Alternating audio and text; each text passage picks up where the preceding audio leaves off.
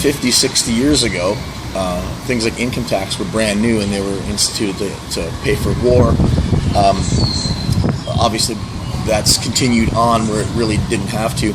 Governments found numerous ways to put pressure on its citizens through taxation of numerous different kinds. You walk into a store and there's a tax and there's another tax on top of that tax, and your income has already been taxed. So, for example, right now in the United States, the average citizen spends 1.3% of what they earn. Sorry, 130% of what they earn. So 1.3 times what they earn. Someone making $100,000 is spending $130,000 in a year. And that's the whole idea of advertising and corporations getting people into debt, so then they're enslaved. So they make it easy for someone to buy things they can't afford by offering them subprime mortgages, for example, we saw before the crash in 2008, by offering 0% financing on cars, selling cars for less than they're actually worth to get people into them and get them enslaved, so they fall into the trap of wanting more, needing more, being convinced that if they don't have this, they're not adequate or they're not keeping up with the person next door. And that creates a materialistic society, and it creates a society that can never afford its own desires. They end up thinking they need things that they don't really need. So it becomes an upside down situation. Now we're enslaved to the corporations, we're enslaved to the government because they've given us the opportunity. And once you've tasted it, it's very difficult to go back. So once you walk in, maybe you're making $30,000 a year, and you walk into a dealership and they say, you can have this $40,000 car, no problem, 0% financing, we're just gonna own you for the next 8 years. And the minute you can do that, and it's so easy, then it becomes easier to say, oh, I'm gonna go grab that credit card, I'm gonna go grab that. And before you know it, people have become enslaved, and now they've got to work 2 jobs, double income, triple income, quadruple income in a family. They're hiring nannies because they have no time with their kids, and before you know it, they've become enslaved and they don't even have their own time. The very one commodity that we should never be robbed of is our time. And it's flipped upside down where we are having to buy our time back. We're having to work our butts off just to keep up, and we have no time for family, we have no time for anything that's of any value, and that's where the degradation society starts. Opinion about the family structure in the world today is it's not good, because we have a stay-at-home mom back in the 60s, 70s, 50s, 40s, whatever. Now we have 2 parents that work. So if the 2 parents that work and then they have kids, they have to bring in outside help. They have to bring in a nanny. They have to pay for daycare. They have to pay for extra activities after school so they can work and take care of the family. Inflation, which is the government, tell us that we have to work and we have to pay more taxes on it. So does it really work? No, it doesn't. No, it doesn't. When the government come in and tell us with things like child support, with things like protective services, with things like telling you that you can't take care of your kids or you can't discipline your kids, or they telling you how to raise your kids, it's not good for us. We're adults, so we should know how to raise our kids, and every kid is different. So all of y'all know that one kid is totally different from another. One kid is manageable while the other kid is not manageable. So you might have to do things a little different, but the government say you can't. So now what do? The system is going to take care of your child. The system is going to say, okay, we're going to lock him up or her up because they're undisciplined. That's because you can't discipline your child. If you beat your child in public, they're going to call the police on you. People are so uptight about how you raise your child now, and so uptight about how you discipline your child, it's no good. In America, you know, my grandparents came into this country out of Ireland, England, and Scotland, came down in Canada, down in the States, so they were able to, the male was a real wage earner in those days, and they, he went out and worked. My mothers took care of the children, and my family survived. But today, you know, according to the American Federation of Labor and Congress of Industrial Organizations, it now takes 3 earners in a home to pay the bills and to survive. And for a long time, 2 people could do it, but now it's up to 3 wage earners necessary in each household in America to live decently. And so that makes it a huge struggle for anybody who's trying to maintain a home, drive a car, educate their children, put them in good schools, and so forth. My take on family structure as it exists today as related to the old family structure is, for one, we all recognize that the structures are quite different, and it's for noticeable reasons. One reason is that years ago it costs less to maintain a family.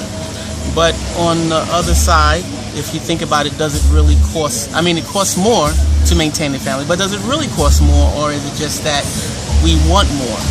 And so, based on the things that are existing today, we have cell phones, we have tablets, we have televisions in each room, we have so many things that may or may not be necessary. These things cost money, and so therefore at times it seems as if it's necessary for both people to have jobs, and not just jobs, substantial employment. I remember one experience when I was young, and I had a girlfriend, and she made a statement to me, and I was offended. I was young and upcoming. I had a decent job, and I was working. I had a car, and I was talking to her, and she said at some point that she wanted to get married.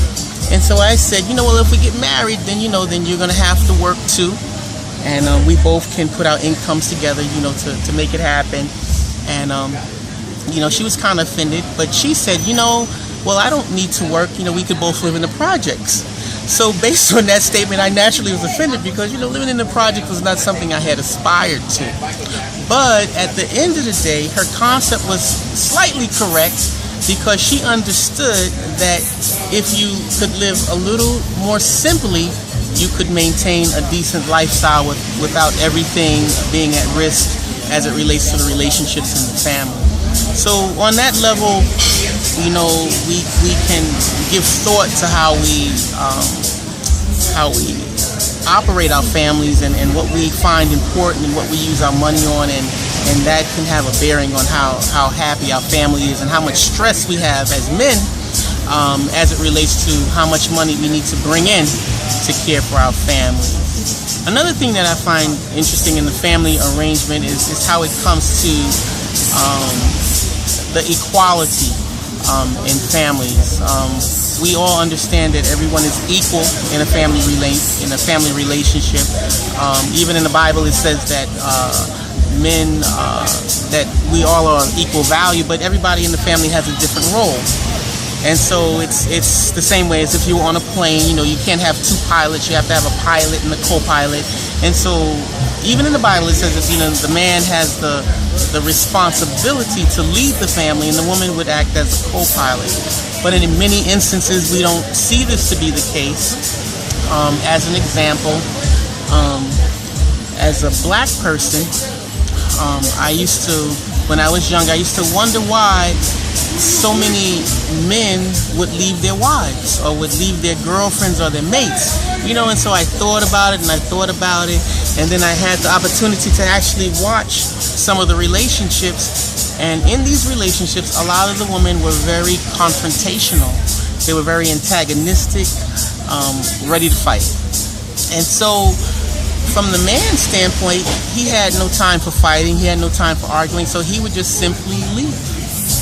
And so that was something very touching to me, something I then understood, but it's a lesson for women as well. If you care to maintain a valid relationship, you have to understand that men aren't giving to fighting with women. They would sooner leave. So among many other things, and I probably could go on forever, these are just some of the things that have a bearing on relationships. Hello everyone, this is Tim Rice, author of the book The Missing Link, 10 Simple Steps to the Life of Your Dreams. And today I'm here to talk about family and how men and women are having issues and challenges now versus 50, 60 years ago. The Western culture has taken the woman and designed her to compete against the men in the Western culture. And what happens is that this breaks down the family structure, and you have children that are disobedient and really displaced and misguided because mom and dad aren't in the proper roles.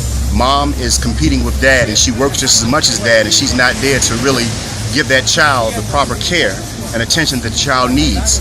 And you see it in society. society is speaking to us and showing us what our youth need and what we need. But the systems of society are a powerful influence, and they teach us to focus on money and things for life, for happiness. And what happened is that you have this man and this woman that's competing against each other, and the spiritual structure of the relationship is broken because the ego is kicked in, and women and men are chasing a problematic life, so to speak, with no purpose, no meaning, and all that's focused on is just making money, and the families are suffering. And it shows what you see in society. And I feel like the current state of society is what you see. That's the result. That's the end result. That's the reality of the world. I hope this was helpful. I hope this was useful. This is Tim Rice. You have a great day.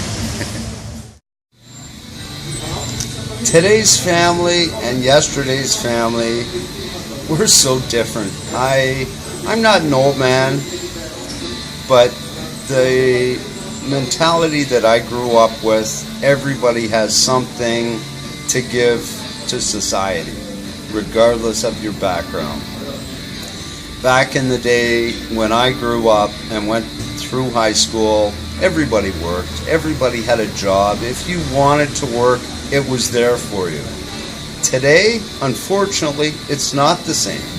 And the mentality of a lot of the people that I know are looking for ways to receive without giving.